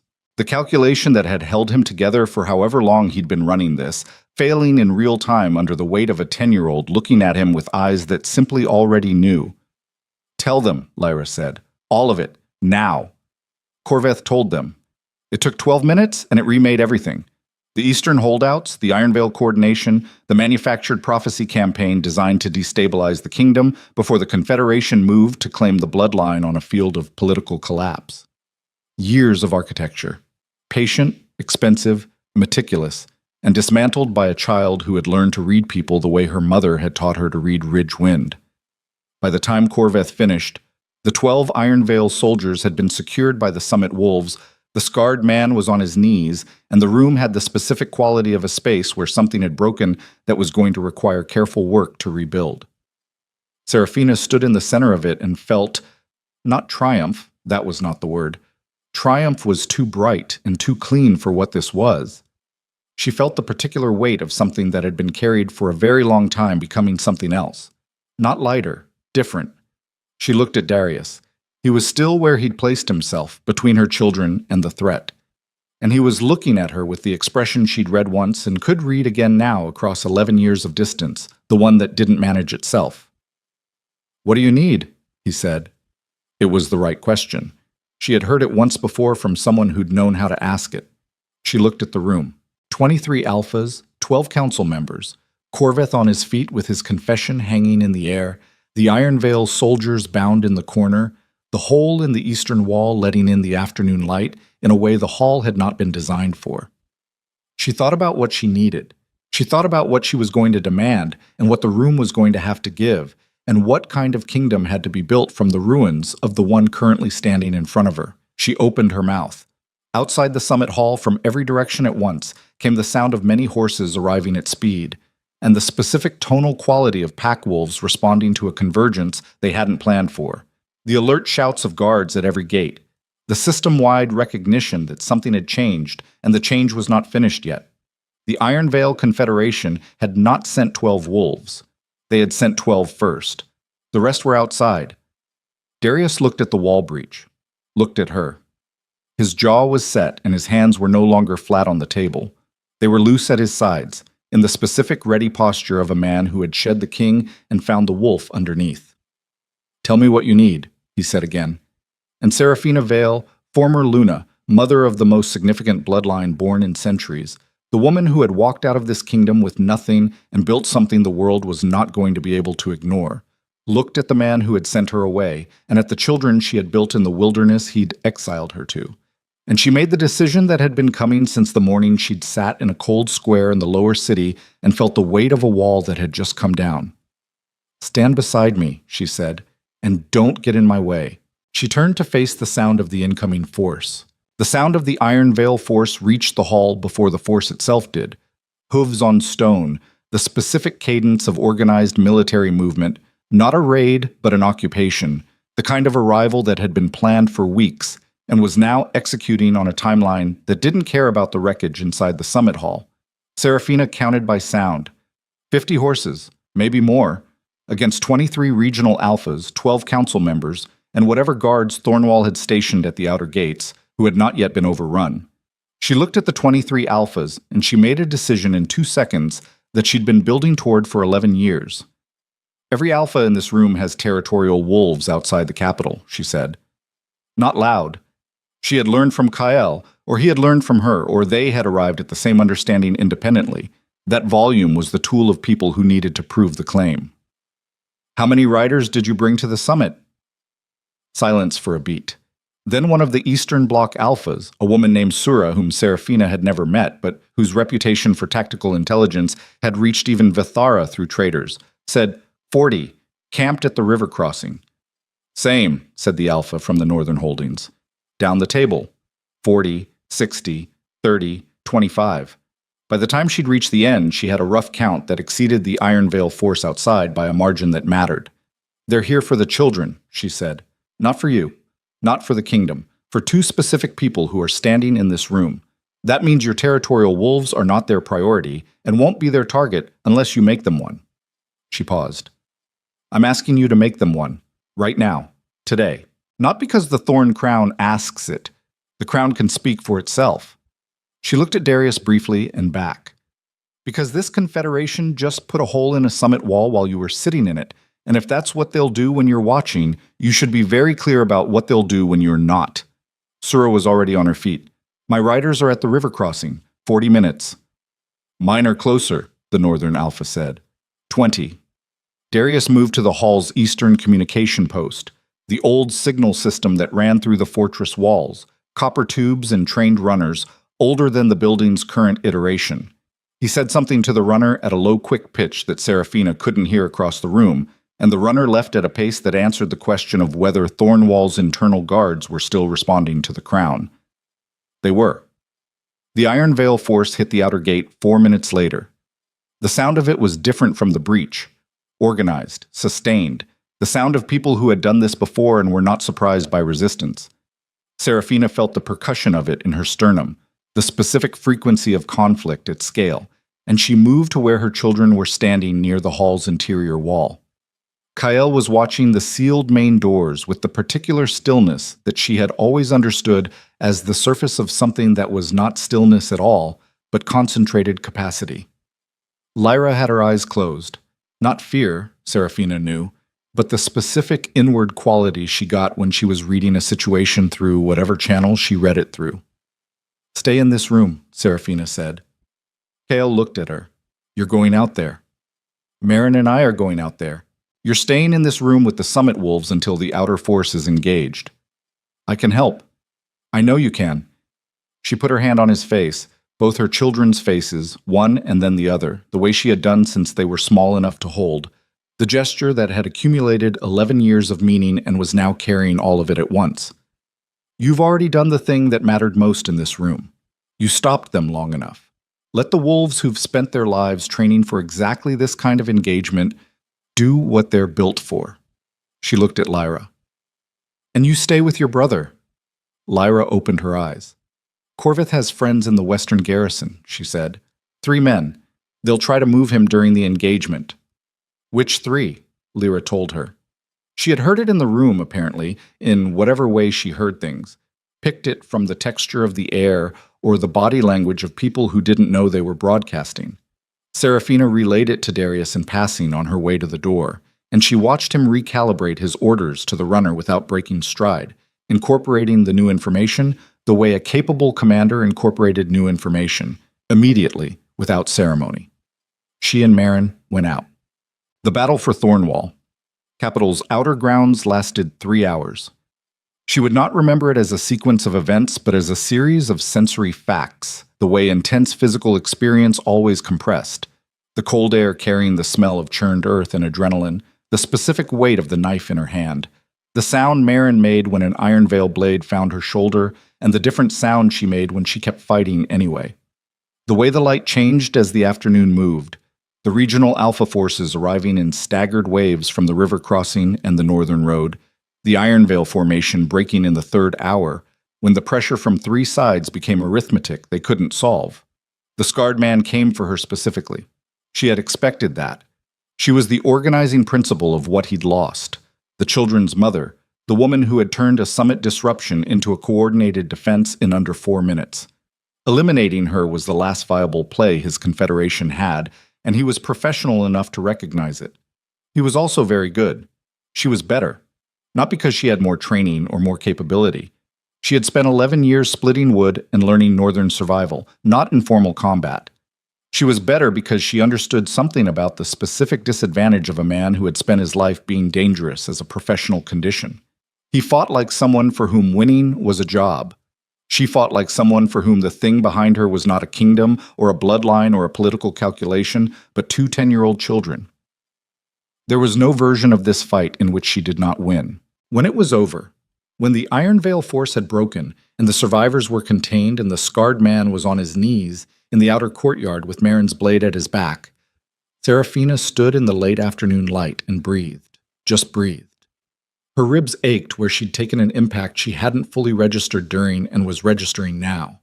Her hands were shaking slightly, which she had learned over the years to understand as the body's invoice for what it had spent, arriving after the fact. She thought about Kael and Lyra in the hall. She went back inside. Yeah, they were where she'd left them. Both of them, and every alpha in the room, and Darius standing at the head of the table where he had stood at the beginning of this day, which felt like it belonged to a different year. She walked to her children, and she put her arms around them, one on each side, and she held them in the specific way she had held them since they were small enough for her to hold completely, with everything in her, nothing managed or withheld. Kael went still in the way he went still when something was more than he'd prepared for. Lyra's hand came up and gripped the back of her coat. They stood like that for a moment, Just that. The room around them maintained a silence that had nothing awkward in it. The accounting took 3 days. The Iron Veil Confederation's leadership was brought into custody through the coordinated effort of 6 territorial packs whose alphas had made their decisions in the summit hall and held to them in the field. Corveth's 3 garrison allies were found and contained before they could move him. Corveth himself sat in the holding cells beneath the fortress and waited for whatever the council assembled to replace his colleagues would decide about him. The council. That was the larger piece. On the second day, Seraphina sat across from Harwick in a small chamber off the main corridor, just the 2 of them, and she looked at the oldest member of the Elder Board and said, "You know what has to happen." Harwick was quiet for a long moment. He looked old in a way he hadn't quite looked before. Not physically different, but worn through in some structural way.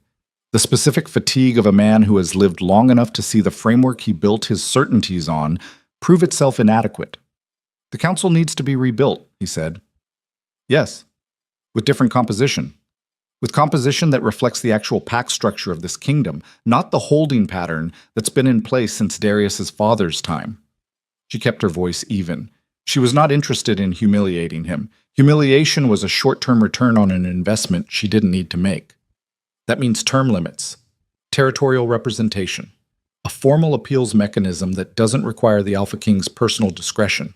She paused. "And Article 9 is retired. Permanently." Harwick looked at the table. Then he looked at her with the eyes of someone who had been very sure about a great many things for a very long time and had arrived at the far side of that certainty to find the view different from what he'd expected. "I opposed you," he said, "for years." "I know. I was wrong about specific things." He said it with the particular difficulty of a man for whom that sentence was not easy and who was saying it anyway. Not everything, but specific things. "I know that too." She leaned back in her chair. "I'm not asking for your contrition, Elder. I'm asking for your vote and your institutional knowledge. You know where the bodies are buried in this council's history. The real ones, the procedural ones, the places the structure has been bent over 50 years. I need that knowledge to rebuild something that doesn't bend the same ways." She met his eyes. "That's worth more than an apology." He was quiet for another moment. Then he said, "What do you want, Seraphina? For yourself. Not for the council or the children or the kingdom." The question surprised her. She hadn't expected it from him. She thought about it honestly. She owed him that, if she was going to ask him for honesty in return. "I want a seat," she said. "Not the Luna seat. Not a mate's position. A council seat in my own right, with my own vote. That doesn't derive from anyone else's authority." She paused. "And I want the record corrected, formally. What was said about me in this kingdom for 5 years, the official record needs to reflect what the healers actually found and what was actually true. Not for my vanity, because there are other women in other kingdoms who are sitting in versions of the room I sat in, and the official record of this kingdom's treatment of that situation matters." Harwick looked at her for a long time. "That," he said finally, "I can support." She spoke with Darius alone on the 3rd evening, in the small walled garden off the fortress's eastern wing, where she had sometimes come in the early years when she needed to be somewhere that didn't feel like a performance. It was unchanged. The same stone bench, the same iron lantern bracket, the same view of the eastern wall's interior face. Unchanged and now containing 11 years of distance like water held in a vessel. He was there when she arrived. She had known he would be. She had sent word. They sat down, not close. The specific distance of people who were being careful with each other. "How's the shoulder?" he said.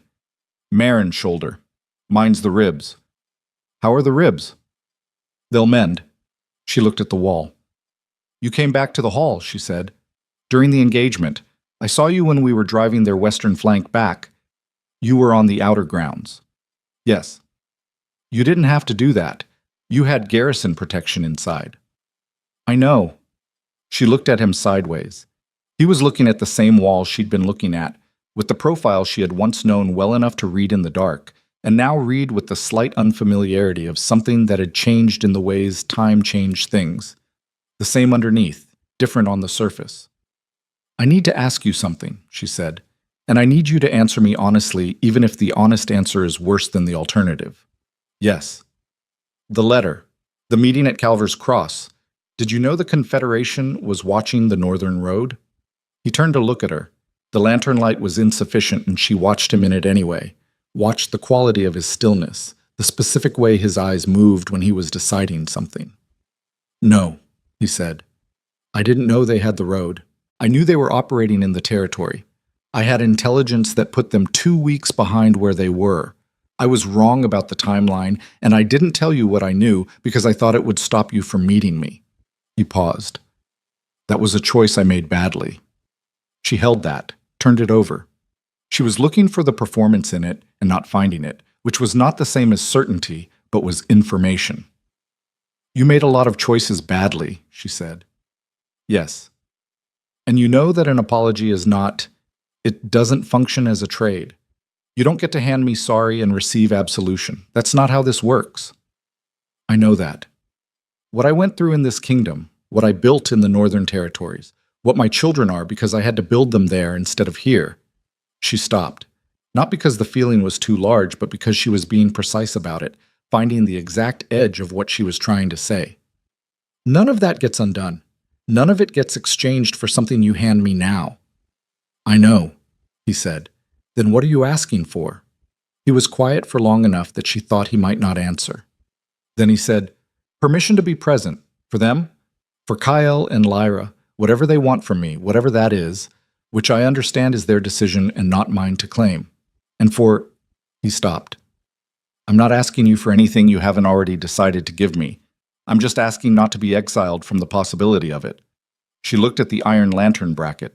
She thought about the woman who had sat in the lower city square 11 years ago and felt the architecture of her life come down around her and had made herself think practically. She thought about what that woman had understood in that moment about the source of her own regard, about not depending on anyone else's valuation to know what she was worth. She was still that woman. She had not left her behind. She had carried her through 11 years of hard conditions and brought her here intact to this garden. What that woman had learned was that she did not need Darius to be anything in particular. She had needed that 11 years ago, when his choices had weighed over her life, and she had spent 11 years building a life that did not carry that need. She could look at him now from a position that was genuinely free of requirement, which was something she had not been able to do in the years they were together, because want and need had been tangled together in ways she hadn't had the distance to separate. Now she had the distance. And from the distance, she could see that what she felt was not nothing. That was also true.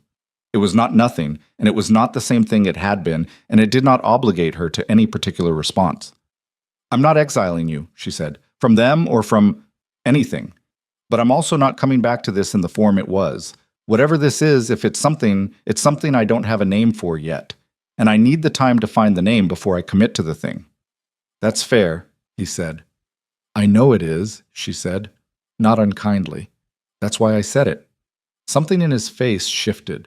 Not relief exactly, but the specific quality of a man who has been bracing against a door and found that the door has been left open and is now in the odd position of no longer having anything to push against. They sat in the garden for a while longer, in the silence that had changed quality from the earlier silence, become less careful. The lantern moved slightly in the evening wind. Cale asked her about his father on the fourth morning. Not what she'd expected the question to be. Not is he good, or can I trust him, or any of the relational questions she'd been preparing for. He asked, did you ever stop being angry at him? She considered the question with the seriousness it deserved. The anger changed shape, she said. It stopped being the kind that burned and became the kind that just tells you information. Like a scar. A scar isn't angry, it just remembers. Cale thought about that. Is that better? It's more useful, she said. Burning takes energy. Remembering is just knowing. He was quiet for a moment. I don't know what to do with him yet. That's fine. You have time. Does he know that? He's starting to, she said. Cale nodded once.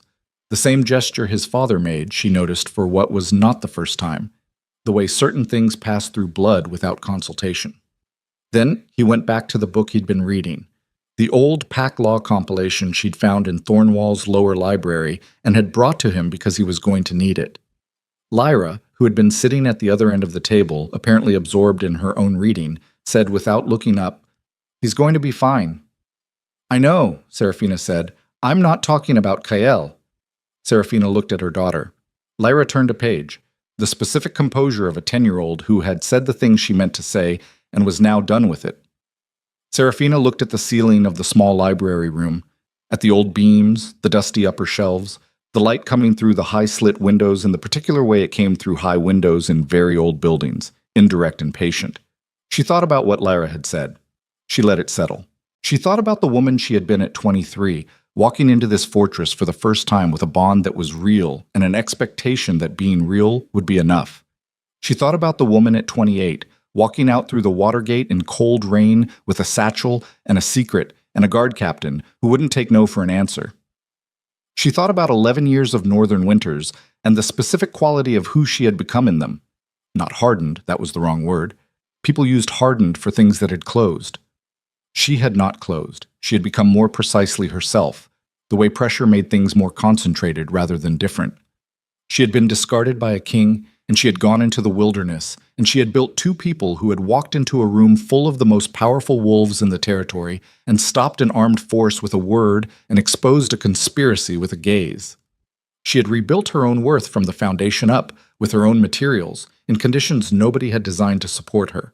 She had not needed saving. She had not needed to be returned to. She had needed what she'd always needed, and had learned to provide for herself. The space to be exactly what she was, without apology and without performance. The kingdom around her was going to be different now. The council was going to be rebuilt on terms she had set. Article 9 was going to be retired. The official record was going to be corrected. These were not gifts. They were not restoration of something that had been taken. They were the terms she had come here to demand, and had been in a position to demand because of everything she had built in the years between the exile and this moment. She had earned every word of it. Outside the library's high windows, she could hear Thornwall Capital resuming its ordinary sounds, the market, the forge, the voices of wolves going about the business of a day that was not a crisis day. The city was still here. The kingdom was still here, battered and in the process of restructuring itself, but present. She thought about the wolves in this city who had whispered Baron behind their hands for 5 years, and she thought about them going home tonight to their ordinary lives. And she thought about what it meant that the kingdom's future now walked in the shape of 2 children who had been born in the northern cold and raised on patience, and old texts, and the specific education of a mother who understood that you could not protect someone from the world's sharpness by removing the sharpness, only by building them sharp enough to match it. She had done that. Whatever else she had done or failed to do, she had done that. She looked at her children at the table, Kael turning pages with his father's gesture and her patience, Lyra reading with the particular quality of attention that was entirely her own, unlike anyone Serafina had ever known. And she thought, there it is. There is the answer to every question this kingdom ever asked about what she was worth. Not the bloodline, not the supreme alpha power that was going to remake the territory's political map over the next generation. Not the dynasty that Thornwall's historians were already beginning to draft language for in their records. Just 2 people who knew how to wait, who knew how to read a room, who knew that the thing worth having was the thing you built from what you actually were rather than what the world decided to assign you. She had taught them that, in hard winters, in small rooms, in the specific way you taught things that couldn't be stated directly, by demonstrating it with your own life, over and over, until it became the only model they had for how a person stood up in the world. She stood up now and went to the window and looked out at the city that had once told her what she was worth and had been wrong. And she breathed the air of it, and she let herself feel, for the first time in 11 years, without managing it or containing it or burning it as fuel, the full, undefended weight of having survived. Not triumph, not vindication, something quieter than either of those, and more durable. She had been the woman once cast out with nothing. She had made herself out of nothing into this. That was enough. That was more than enough. That was everything.